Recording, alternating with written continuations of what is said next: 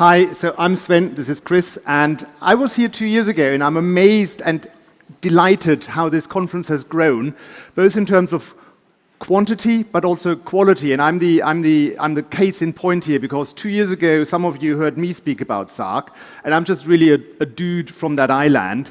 Today we've got the head of state here, so we're definitely taking a step up, and that's what I've seen in many of the presentations. I didn't come last year, I came 2 years ago, and since then many of the projects that I heard about back then have really taken a step forward, or their level of ambition has improved, or they've received funding. So it's very inspiring and energizing to hear about that.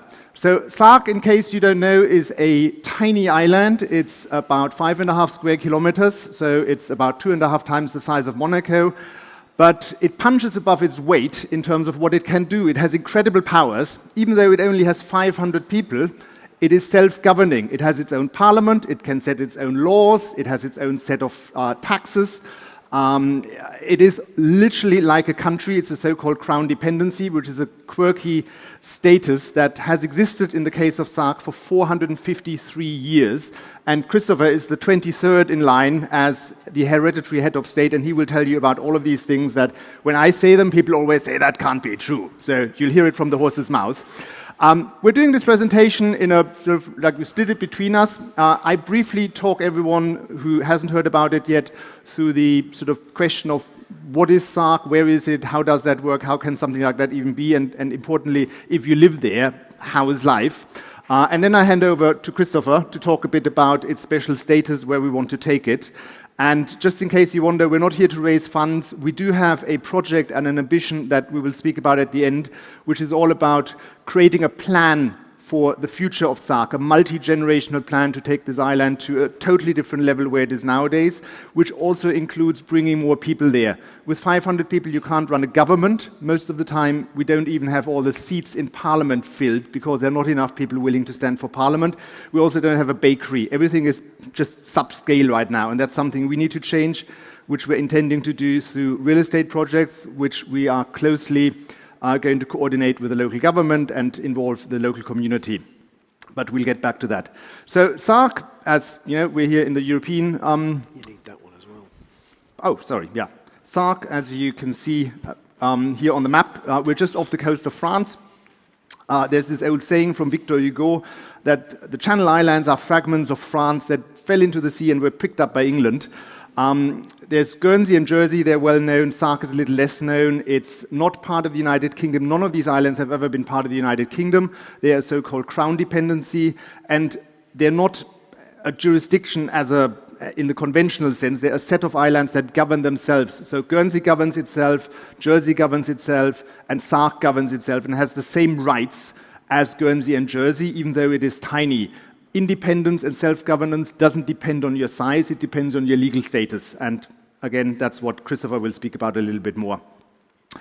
Very importantly, in terms of living on Sark, it's important to know, even though we're a tiny island, we have the great luck of being just next to Guernsey.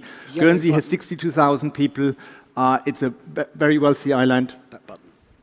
The button. Sorry, I'm on the wrong button here.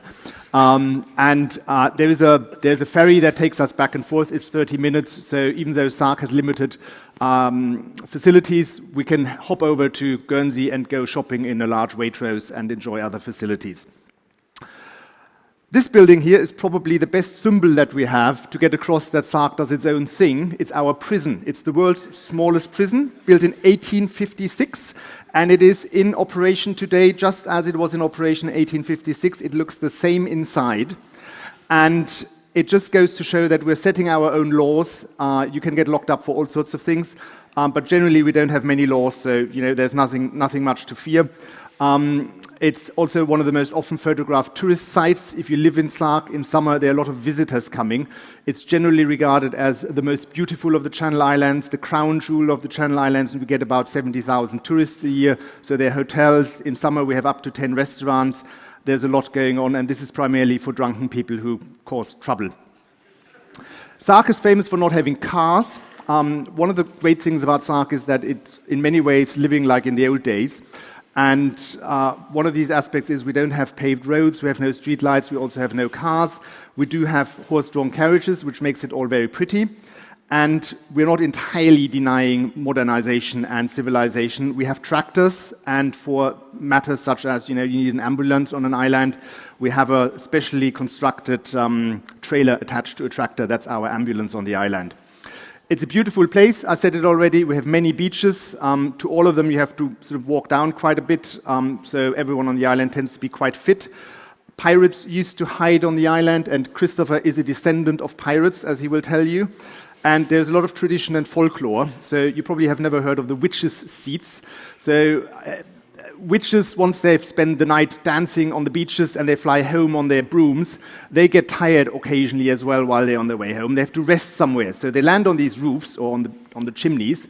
And the locals always wanted to make sure that the witches don't fall into the chimneys and come into the house. So they constructed these little seats on their chimneys to make sure they can rest and then eventually continue onwards.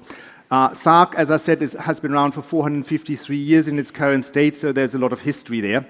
Part of which is also a very stately manor, which is almost like a castle. It's not quite a full-blown castle, but it's a lovely countryside estate that Christopher inhabits. And on that note, I hand you over to my feudal lord. Thank you.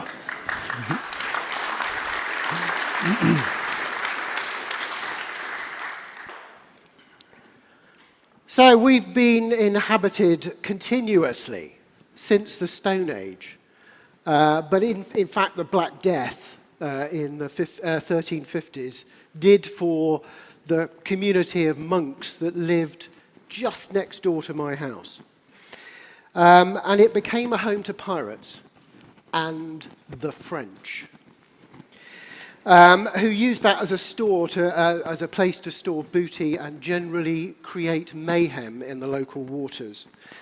And it was a local businessman from Jersey who decided that rather than having pirates affecting his commercial trade, he would set up a community on Sark. Does that sound familiar? Anyway, he went from Jersey with 40 families and set up his own community on Sark. And having done that, he went to the court in England and petitioned Queen Elizabeth I to grant him Sark as a fief, which is an old feudal landholding term from early French history. Because he had done all of this good stuff, the Queen duly granted him the right to live in Sark with his community in perpetuity, which means forever. So the value of the land was set at a 20th part of a knight's fee, which is how much it costs to keep a knight in the field in medieval times. And the rent was set at 50 sols, which is the sort of equivalent of a shilling. And I now pay the Crown annually a fee for the rent of the island, which is the princely sum of £1.79.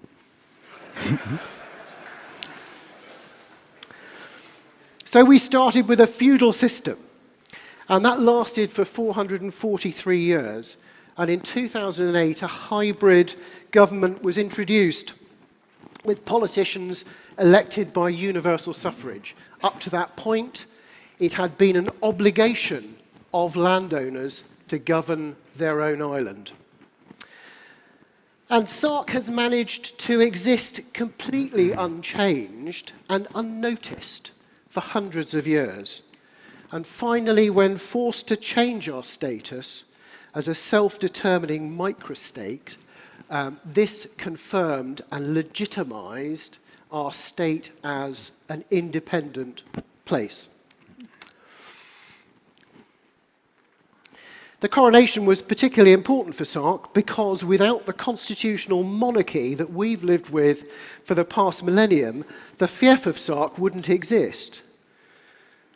All the privileges of being part of this unique community would not have existed either. So we have survived through 22 former seigneurs and 19 kings and queens of England with that relationship not being challenged at all. It is the most treasured part of our heritage and the most important aspect of our future, if we wish to maintain our ability to determine the way we go about living our lives. We don't have a formal relationship with the UK government at all. We are not represented, we pay no taxes, and we receive no funding from the UK.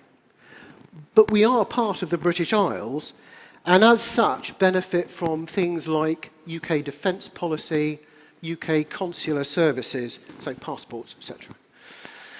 We don't need a navy when the UK are quite happy to send a gunboat to support us when the French fishermen start getting uppity, which they did the other day.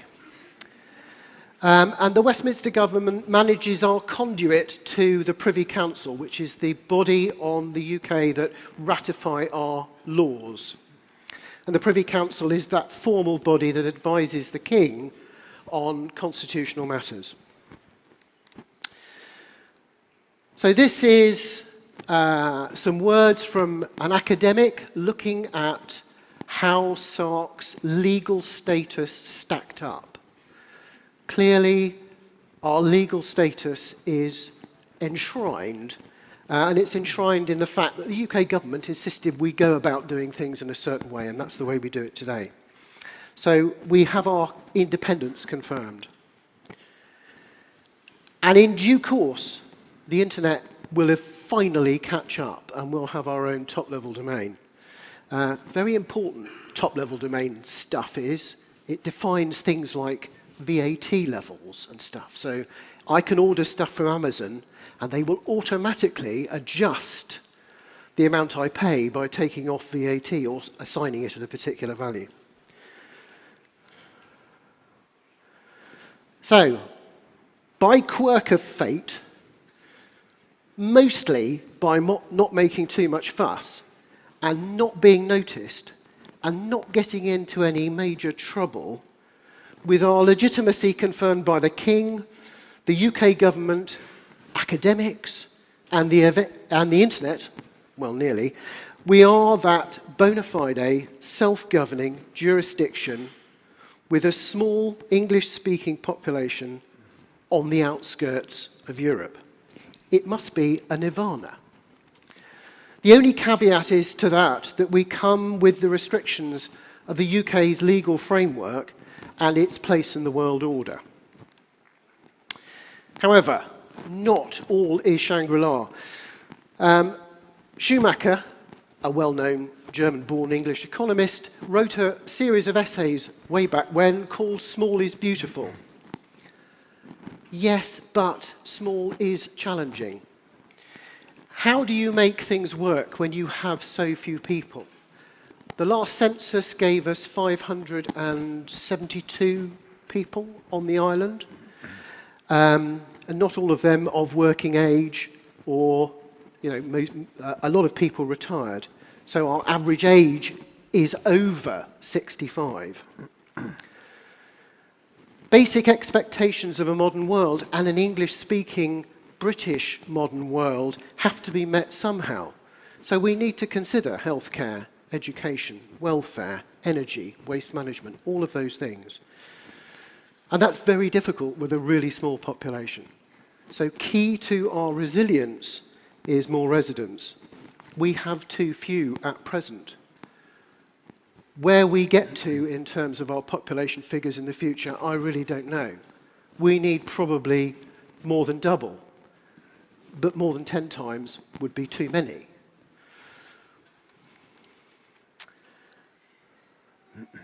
So this was a recent press article from the BBC, and this is something that Sven and I are working on, and Sven is now going to take over and tell you what that looks like. Great. We should do this more often because I can observe the audience, and I saw when they lifted up their mobile phones to shoot photos. And it seems that there's huge interest in that academic report about our state of independence. So if anyone wants that full report, just email me. We're very happy to share it. So in 2020, the situation with not having enough people was even worse than it is today. We went down to 360 people, and the island was at risk of losing its supermarket, having that shut down for a lack of customers. That's when I started a campaign to bring people to Sark. It went viral, and that's what led me also to the conference here 2 years ago. And then a huge influx happened of people, and I got this lovely headline here that the Sark population grew by 100 people thanks to me. That was the starting point of a conversation. Very busy. That was the starting point of a conversation that has continued to this day, and where we've also learned a lot from people like you about what it is that you're seeking in, call it an alternative jurisdiction to make it your home.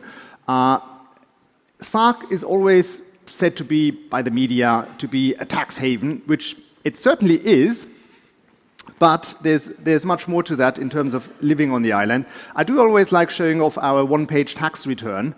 So you pay a tax based on the size of your property. You don't have to declare income. You don't have to declare your assets. It's very simple. I pay £5,000 a year. And I'm one of the bigger taxpayers on the island, so it's relatively cheap in terms of taxes, but you are responsible for yourself. You don't get much from the government. When it comes to people moving there, I found out that most people only place taxes sort of like it's sort of priority number 4, 5, or 6 on their list. They value very highly generally to be left alone by their government, and I'm showing you this as an example of one of the invoices issued on the island. We have no requirement for anyone to keep accounts or report anything. There's no VAT. There is no formalities at all. So anyone who runs a business just scribbles down something on a piece of paper, and that's our entire economy, basically. And that's very liberating, and that keeps your life free from hassle. And it led last year for German television to rock up on the island, and they wanted to do the usual trashing a tax haven kind of television piece, but ended up realizing this is actually a place that the world could learn from.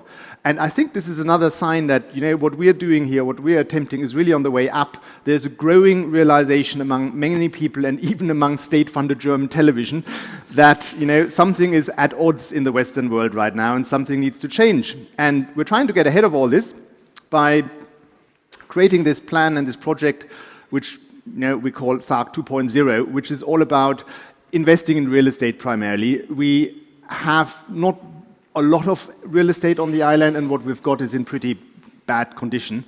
So if we want to attract more residents and younger residents, people who are economically attractive, who want to contribute to the island, be up for being elected into parliament, then we need to offer more in terms of residential space, in terms of facilities, what people can do and how they can entertain themselves. And we have a very ambitious real estate projects which we've put in front of the population of Sark. We called in the urban planners of the King, no less, and asked them what they wanted. And this is again a point where I should hand over to Christopher to explain that in a bit more detail. Well, you might ask why there should be any undeveloped property on a beautiful place like Sark.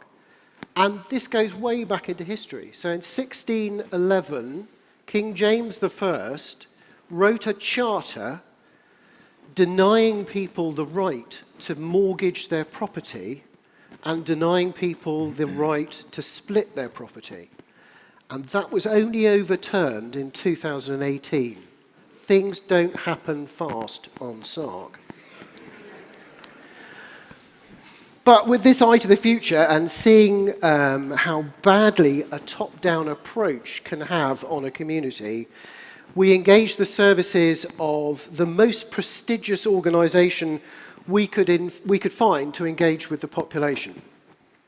And the organisation was the Prince's Foundation, which had been set up by Prince Charles many years ago and was now a conglomeration of many trusts that the Prince was head of. And Sven had come across this organisation when he was working in the Galapagos Islands, so we had an in. They came to Sark and they talked to the people, and behind me you can see about, well, almost the same number here, but that's 50% of the adult population of the island. All in one place at the same time. That was almost unprecedented. But nonetheless, people were very interested to hear how the Prince's Foundation were intending to help define what Sark was about. So they came initially to listen to people, telling them what was special about the place, what they thought were the opportunities for the place, what was good, what was bad. And they wrote a report on that, and they brought that back to the island to give us a baseline of where we think the island is likely to go. Now, that report has reinforced our belief that what we had in mind is supported by the community. And we hope to see them back, but this time invited by the local government. So we genuinely have the smallest government footprint of anywhere I know. The Financial Times wrote a very long piece on Sark, and if they believe it, so should you. It's all true. But as Sven said, if you do something wrong, don't get drunk and disorderly. This is the inside of the prison. You can spend a night there if you like. It's got all the mod cons of the 1850s. Nothing. Thank you very much.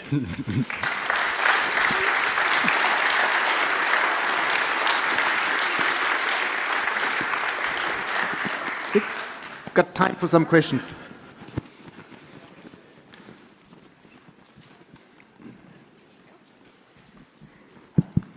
Hello guys, really exciting community you have there. Two questions. One about taxes. Do you have VAT? The first one. The second one, if somebody doesn't have a property but lives on the island, rents a property, there is no tax for him, right? So no VAT. No, we have no VAT. And property is defined by, if you pay property tax, that's because you are in possession of a property. So if you lease a property, then you are in possession of that property. If you rent a property, you're probably not in possession, so your landlord would pay that on your behalf, bound to be in your rent somewhere. Oh, okay. And the second question was about banking, phones and so on. Is it like, do you use UK banks or how You've got several options. There's an HSBC on the island with a branch. You can, in the Channel Islands, open accounts with the likes of Barclays and their number of private banks, or you can just bank internationally. Swiss banks, for example, are generally very happy to accept Sark residents. Hello, thank you for your presentation. One question, do you have gun laws?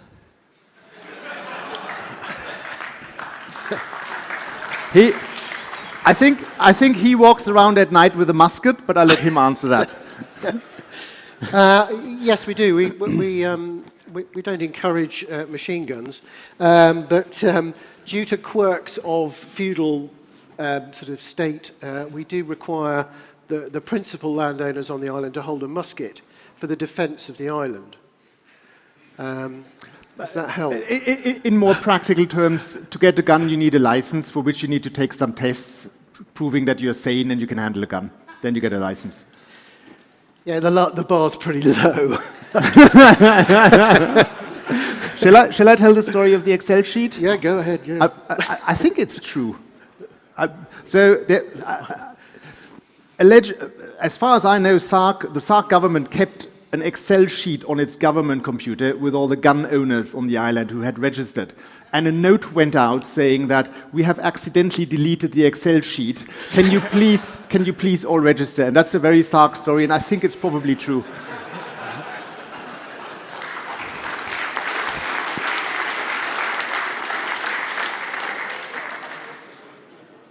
Two questions.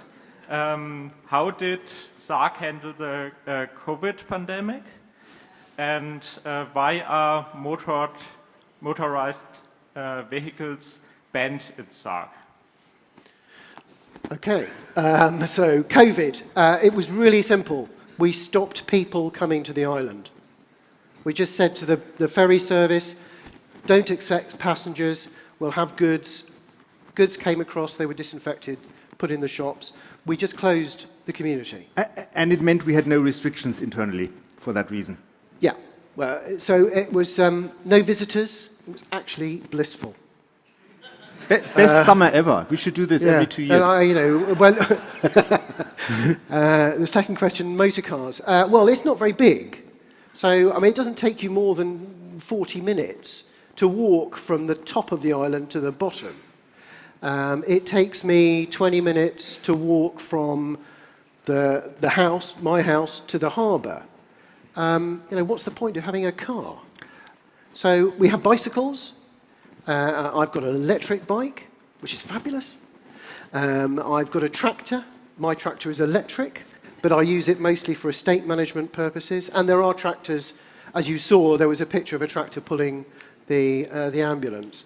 And they use it for carting and various other purposes. But nobody needs to have motorised transport in the same way you would need it around a city like Prague. My name is Max. I also have 2 questions. Just one? Okay. I'll just ask one question then. In 2 parts. Part A, where do you get your food from? And I saw some agricultural plains, some fields, some acres. You mentioned tractors. And then part B is about... No, you've forgotten it. Right, yeah, so let me do just one question. Thank you. Okay, so food. Most food is imported onto the island, but we do grow what we can. So there are market gardeners who grow food. A field's worth of kale or something. We do have chickens, goats, sheep, pigs, beef, dairy. So all of those things are on the island and flourishing. We could do a lot better, but that's by the by. Hi there. Is it? Yeah, okay, it is. I have a question also regarding taxes. You said that Sark hasn't got into any problems because it's been rather unnoticed, but now obviously you get some media attentions, and as I hope many people are going to get there. So is there the probability that the government of the UK is going to say, okay, we're missing out on a lot of taxes here, so could this change? That's my question. We just had a very interesting exercise. Parliament is split into committees. They do the work. We have a tax review committee, and they've just done, the first time in probably 20 years or something like that, a review of the tax system. And I dare say there's a societal consensus that we don't want things like income tax. It's just not on the menu. And the UK is not there to interfere in our internal legislation. It's a choice of Sark to have the tax system that it has. It doesn't get any money from anywhere else. So this is it, and it's legitimate what we're doing. And it's been like that for hundreds of years. So, tradition is not to be messed with in the British Isles generally. It's absolutely not. So I saw you're looking at maybe getting to 1,000 residents. I guess my question is, why not aim bigger? Why not aim to be Monaco of Britain and, maybe be a free private city, build it up into a metropolis and, take advantage of that freedom and, make something amazing happen? Well, yes, you could do that. But Sark, as it is at the moment, and as the community sees it as the moment, because it is the community who make that choice, is all about its quietness, its greenness, its darkness. So we don't have street lights, for example. So at night, it is dark. So spoiling that, you do that at your peril. So we have taken the conscious decision at the moment not to spoil that. So we don't think a doubling of the population or even a trebling, perhaps even quadrupling of the population is going to alter that special, quiet place that everyone who visits and lives there enjoys so much. And we want to continue to enjoy it as well. Yeah, absolutely. It's our lifestyle. So for the last question, I'll go with the part A, part B. Do you have your development plans online that the community has approved, and how long has someone been in that jail? Well, I'll do the jail bit. Oh, I'll do the jail bit first. The jail is limited to only 3 nights. And that's just in case the jailer forgets to feed you. Okay, so if the crime is longer than 3 nights, you're shipped to Guernsey and dealt with by the royal courts. Add to that, the last murder was in 1945, and that was a German soldier killing another German soldier. So it's generally very peaceful. What was the question?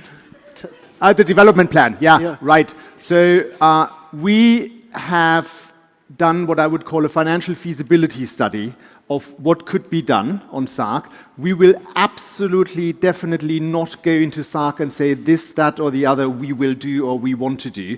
We went in there and said to the population, you've seen that photo, what do you guys want? And we had an independent organization collect that information and summarize it. We then sit down, and this is what we've done already, and say this or that or the other idea is financially feasible. We could help with that. But it's up to the community to go through another couple of steps of engagement and discussion before a development plan will fall out of that. And we're two citizens. You sit in parliament, but with no power, I'm afraid. So there's a democratic process at work. And once it's ready, it'll be on the internet. What you can already find is the summary report of the findings of that engagement process we've run so far. And I'm happy to send it to you. And it's on the Prince's Foundation website. Yeah. Thank you so much.